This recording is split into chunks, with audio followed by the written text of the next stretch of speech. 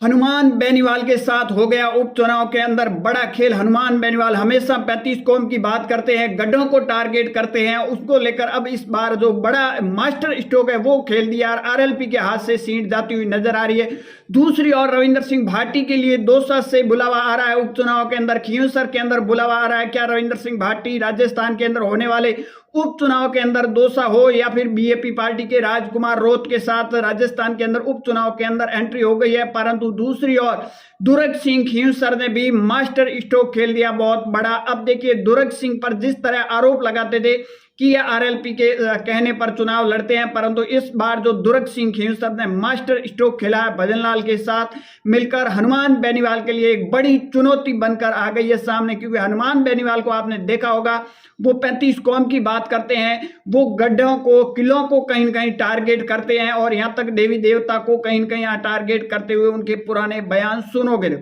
परंतु राजस्थान के मुख्यमंत्री भजनलाल शर्मा हो, पार्टी के अध्यक्ष हो मदन राठौड़ ने खींवसर के अंदर एक बड़ा मास्टर स्ट्रोक चला है और इसमें दुर्ग सिंह खींवसर व राजपूत समाज के कई दिग्गज नेता ने वो बीजेपी ज्वाइनिंग कर ली है। और इस ज्वाइनिंग के बाद में आरएलपी के अंदर खलबली मच चुकी है, क्योंकि दुर्ग सिंह खींवसर जब भी निर्दलीय चुनाव लड़ते हैं तो बीजेपी को एक बड़ा नुकसान कर लेते हैं, परंतु अब है उन्होंने कहीं न कहीं बीजेपी ज्वाइनिंग कर ली है। तो कहीं एक मास्टर स्ट्रोक जो चला है, दुर्ग सिंह खींवसर हो, राजस्थान के मुख्यमंत्री भजनलाल शर्मा हो, वो हनुमान बेनीवाल के लिए एक नई मुसीबत खड़ी होती हुई नजर आ रही। इस बार स्थिति देखा जाए तो क्या हनुमान बेनीवाल अपना किला बचा पाएंगे या फिर हाथ से निकल जाएगा। आखिर हनुमान बेनीवाल ने कनिका बेनीवाल को चुनाव में मैदान में उतारने के पीछे भी एक बड़ी वजह निकल कर सामने आ रही है। क्योंकि देखिए हनुमान बेनीवाल इस बार दो हाथ के अंदर गेंद रखना चाहते, क्योंकि हनुमान बेनीवाल को पहले से अंदाजा था कि खींवसर की जो जनता है वो नाराज है और अब है वो चेंज करने के मूड में नजर आ रहे हैं।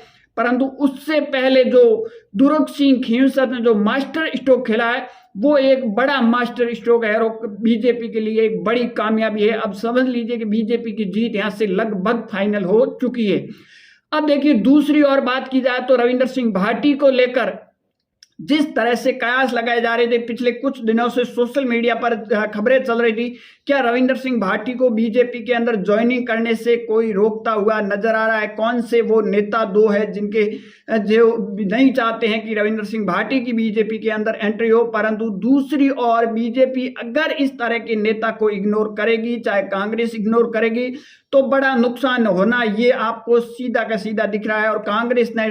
राजस्थान के अंदर उपचुनाव के अंदर टिकट बंटवारे में किस तरह युवा को साइडलाइन किया और उसके बाद में देखिए दौसा से रविंदर सिंह भाटी के लिए बुलावा आ गया। आप देखिए रविंदर सिंह भाटी की बाड़मेर में नहीं है, लोग कह रहे थे लोकसभा चुनाव लड़ने के बाद में रविंदर सिंह भाटी के जो फॉलोअर है वो कम हो जाएंगे, जिस तरह रविंदर सिंह भाटी के फॉलोअर की संख्या वो कम हो जाएंगे, परंतु अब देखिए रविंदर सिंह भाटी की न तो कम हुई है और रविंदर सिंह भाटी जहां भी जाते हैं वहां हजारों की तादाद में भीड़ उमड़ जाती है, चाहे रात को 12 बजे हो या फिर दिन के 12 बजे हो। आपने महाराष्ट्र नरेंद्र मोदी जी के गढ़ के अंदर देखा होगा या फिर आपने जयपुर के अंदर देखा होगा और उसके बाद में नागौर हनुमान बेनीवाल का जो गढ़ है उनके अंदर जो हुजूम उमड़ा था, उसके बाद में अब दौसा से भी रविंदर सिंह भाटी को बुलावा आ गया उपचुनाव के अंदर। और जिस तरह राजपूत समाज को टारगेट करना या 35 कौम की बात करना या किले और गढ़ों को टारगेट करना, सीधी सीधी बात है राजपूत समाज को टारगेट करना। राजपूत क्योंकि किलों के और गढ़ों का नाता है वो राजपूत समाज से रहा, परंतु हनुमान बेनीवाल ने 2023 के चुनाव के परिणाम से पहले वो 35 कौम की बात करते थे, परंतु उन परिणाम के बाद जब 2069 वोटों से चुनाव जीते तो उसके बाद में वो 36 कौम की बात करने चालू कर दी। परंतु अब वापस उपचुनाव के अंदर वही स्थिति हो गई कि मैं गढ़ और किलों से कैसे लड़ूंगा, मैं अपनों से गिर गया। अपने मतलब रहमत राम डांगा और उमेदा राम बेनीवाल पर भी हमला बोल लिया, क्योंकि रहमत राम डांगा बीजेपी से सॉरी आरएलपी से उनकी राजनीति चालू होती है तो उमेदा राम बेनीवाल की भी राजनीतिक आरएलपी से चालू हो जाती है। परंतु रहमत राम डांगा आरएलपी से प्रधान बनने के बाद में 2023 को आरएलपी छोड़कर बीजेपी ज्वाइनिंग करते और बीजेपी की टिकट भी मिल जाती। दूसरी ओर उमेदा राम बेनीवाल है वो आरएलपी छोड़कर कांग्रेस ज्वाइनिंग कर लेते और सांसद बन जाते, कांग्रेस की टिकट मिल जाती बाड़मेर जैसलमेर से। परंतु हनुमान बेनीवाल का टारगेट वो का वो है, सेम टू सेम है, चाहे 2069 वोटों से जीतो या फिर नहीं जीतो, टारगेट वही वो पहले 35 कौम की बात करते थे, परंतु अब है वो किलों और गड्ढों को टारगेट करे।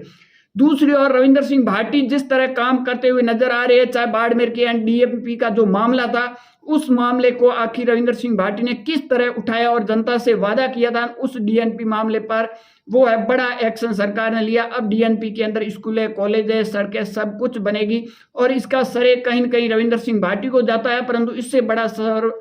जो को बात की जाए तो 2003 में स्वर्गीय जसवंत सिंह ने इस मामले को उठाया था। तो जसवंत सिंह जसोल की जो ये पहल थी और उसके बाद रविंद्र सिंह भाटी ने इस मामले को उठाया, तो अब डीएनपी से कहीं न कहीं लोगों को है वो बड़ी आज़ादी मिली। और रविंद्र सिंह भाटी को लेकर बीजेपी के अंदर ज्वाइनिंग को लेकर आखिर वो कौन दो नेता है नहीं चाहते हैं रविंद्र सिंह भाटी की बीजेपी में ज्वाइनिंग हो, क्योंकि रविंद्र सिंह भाटी जिस तरह काम करते हुए नजर आ रहे हैं, उनको ऐसा लग रहा है कि रविंद्र सिंह भाटी अगर बीजेपी ज्वाइनिंग करते हैं तो उनकी शायद दुकानें बंद हो जाएगी।